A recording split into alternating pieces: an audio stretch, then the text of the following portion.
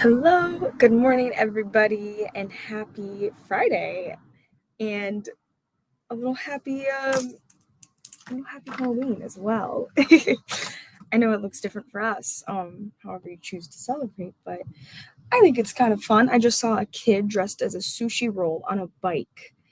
That was funny. I was on a walk, and it was actually this dad. It was one of those bikes that have like two seats, and the dad was pedaling uphill, and I just see this giant sushi roll, and there's a tiny child in it, and I was like, oh, this is gonna be fun.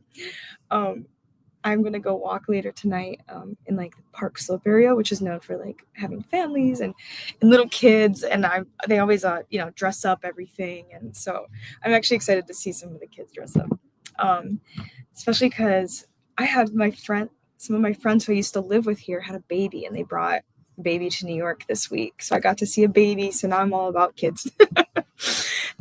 Anyway, we're home. We're not on the subway today, and I realized I was talking to Emily after Flourish, and I realized I kind of missed a God moment with you all. So if you didn't watch yesterday, I was on the subway, and I was just getting so angry because I was on it for like, we were stuck for 20 minutes, and the announcement comes on, and you can't hear anything, and then it's just time is ticking, and you wake up, the whole thing. So I wrote this prayer because I knew I was getting really angry when I can only write like one-liners to God. And I don't know if I read this yesterday, but I said, God, please get me to Flourish on time. I'm getting angry and need you to move this train to 34th. And I was like, all right. So I get to 34th Street to transfer to a different train. And as I was running up, I'm like sprinting up the stairs. There was a girl singing The Goodness of God. And I heard it in my head, and I was like, the goodness of God. But it really stuck with me. I was like, no, God is literally in everything. And Emily and I were laughing. I was like, okay, now I've had time to sit and think, like, he was in it. And even when it's something and you're running late, he's going to show up. So anyway, those are my little stories for this morning. Let's see who joined us. We have Connie. Oh, hey, we fixed the names. Do you see that? I don't know who did that. Amazing. Hello, Connie.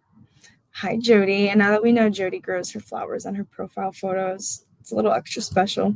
We have Teresa Mason. Good morning. Okay, but her name has her username. Interesting to note. We have Trish. Good morning, Trish. We have Christy. Hello. And we have my mom. Let me know what you guys are doing this weekend. I just comment I feel like I always tell you about my weekend. Let me know what you're doing. So we're on day 103, and it's called God is Your Good Shepherd. The verse of the day is Psalm 23:4. Your rod and your staff protect and comfort me. And the devotion says, the shepherd's rod and staff have two different purposes. The rod provides protection from external threats. W. Philip Keller, author of Shepherd Looks at Psalm 23. A shepherd looks at Psalm 23. The book says, the shepherd's rod is an instrument of protection both for himself and his sheep when they are in danger.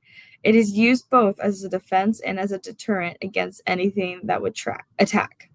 The shepherd's staff provides protection from internal threats. Sheep are likely to get themselves into trouble, and so are we. Keller explains that being stubborn creatures, sheep often get the most ridiculous and preposterous dilemmas. I have seen my own sheep, greedy for one or more mouthfuls of green grass, and they climbed down the steep cliff where they slipped and fell into the sea. Only my long shepherd's staff could lift them out of the water and back onto the solid ground again. And so the staff is not used for punishment, but to draw the sheep back towards the shepherd. When we've strayed intentionally or not, the heart of God, the good shepherd, is to rescue us and restore our relationship with him. We may feel the staff of God pulling our hearts through his word and caring friends and other gentle but compelling ways. Our good shepherd is with us, and he will protect us with his rod and pursue us with his staff and guide us to the other side.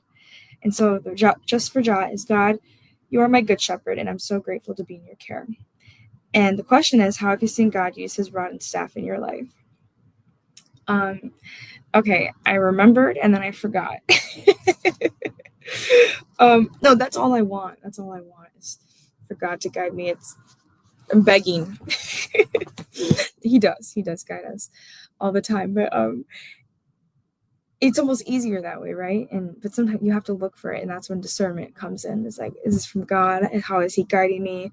And that's why prayer is so important, because it's the communication, and you can't know if God's guiding you if you're not speaking with him, right? Like, you're like, oh, this is when I brought this up, now we're going over here because this is kind of like, what we've been talking about. And so, we talk about doing things for the Lord, and it's not because we have to, because it all plays together and it's all part of it. So just remember that, as you're going through this weekend, that everything all the prayers, the scriptures, it's all meaningful, and it's not meant to be a chore or anything. And I don't know, that's what came on my heart just now. So we're gonna say that was God. But yeah, that's kind of all I have for you this morning. This weekend's gonna be very busy. Ooh, Teresa, let's see. Does anyone have study notes from Kimberly's study on Psalm 23? It was so good. I'm sure we can find it. Yeah, if anybody has Kimberly's notes on Psalm 23, maybe we share it. We talk about that on Monday. We can, or you post it in the Facebook group too. But that might be kind of that might be also a nice thing to go over in our next devotions. I mean, we have a lot more of these, but it's something to think about. Actually, okay, before I have to go, I remembered one of God's. This is how he kind of guides me. As I spoke with my mom this week, and she was like, God told me that he's planted some people at church for you. And I was like, yeah, I've been going to this one church in New York for a while. And this week I was actually this close to coming home this week. And I was praying to God, and then some of this church people invited me, so I'm going to go hang out with them. We're doing like a surprise birthday party for one of our friends tomorrow. And I don't know, just my mom didn't say that this week, and then I wasn't invited. I might have been like doing different things, and that's how I let God guide me. I'm like, okay, we talked about this. God's telling my mom he has people planted for me at church over here, being invited. Maybe I should go, right? So anyway, that was just a thought too. So we'll have a wonderful fall weekend. It's just starting to feel like fall here. Finally, it's been too hot. But I hope everyone's safe.